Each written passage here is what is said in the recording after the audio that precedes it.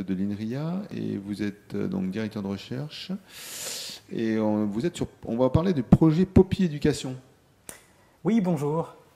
Alors Poppy Éducation, ou toutes les actions en matière de numérique éducatif dans votre équipe qui s'appelle Flower, c'est ça? C'est ça, c'est l'équipe Flowers à INRIA.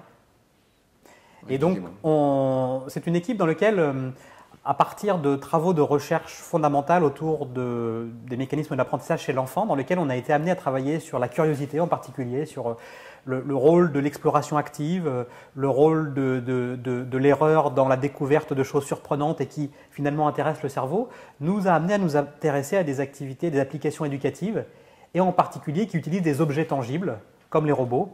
Alors, dans plusieurs buts. Découvrir les sciences du numérique, par exemple, qui est aujourd'hui un grand enjeu sociétal, permettre de donner aux enfants les clés pour décoder ce monde qui nous entoure, ce monde qui façonne, par exemple, la manière dont on reçoit les informations au quotidien, qui sont filtrées par des algorithmes. C'est important de comprendre ces algorithmes.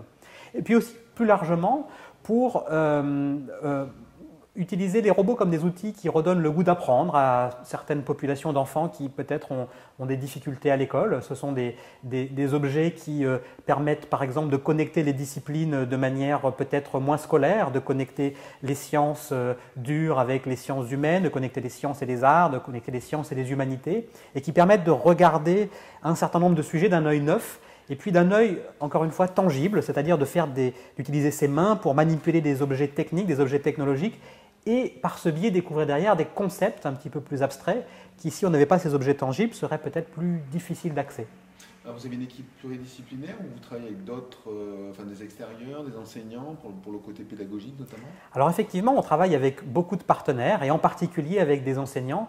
On a en Aquitaine un gros projet qui s'appelle Poppy Éducation qui vise à développer des activités pédagogiques qui sont adaptées en particulier pour le collège et le lycée, et au lycée pour aujourd'hui des nouvelles options qui existent, les options ICN en seconde par exemple ou ISN en terminale pour les sciences du numérique.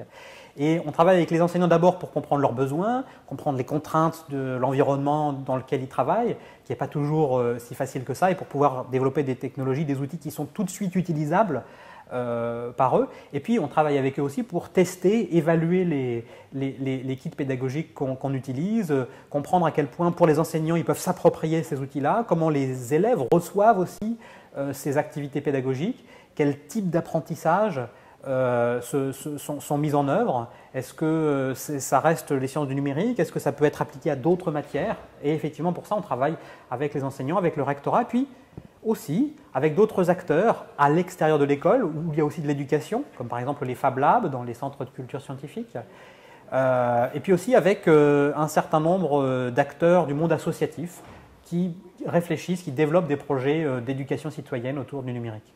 Alors, on touche à des niveaux d'éducation, collège, lycée, c'est ça, ou petite classe? Alors, en fait, au départ, on a développé ces outils-là plutôt pour le lycée, et puis en les expérimentant, on s'est aperçu que leur portée allait bien au-delà du lycée, à la fois chez les plus jeunes. Par exemple, aujourd'hui, on s'est aperçu que les robots Poppy, par exemple les robots humanoïdes Poppy, sont utilisés à l'école primaire dans différents projets éducatifs, d'ailleurs pas simplement les sciences du numérique, mais pour les arts, par exemple. Il y a des écoles primaires en Aquitaine qui utilisent le robot comme une plateforme pour découvrir la danse, l'expression corporelle, aussi pour permettre aux enfants d'avoir une réflexion sur leur propre corps.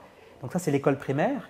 Et puis on a aussi, après le bac, de superbes utilisations. Par exemple, en Aquitaine, à l'ENSAM, eh bien, la plateforme est utilisée comme un fil rouge qui permet aux étudiants de première année d'école d'ingénieur eh bien, d'intégrer les connaissances et les affaires qu'ils apprennent au départ séparément en électronique, en informatique, en mécanique. Et pour enlever ces barrières disciplinaires, eh bien, le robot est utilisé pour faire des projets qui vont les amener à intégrer ces savoirs et puis aussi travailler en groupe.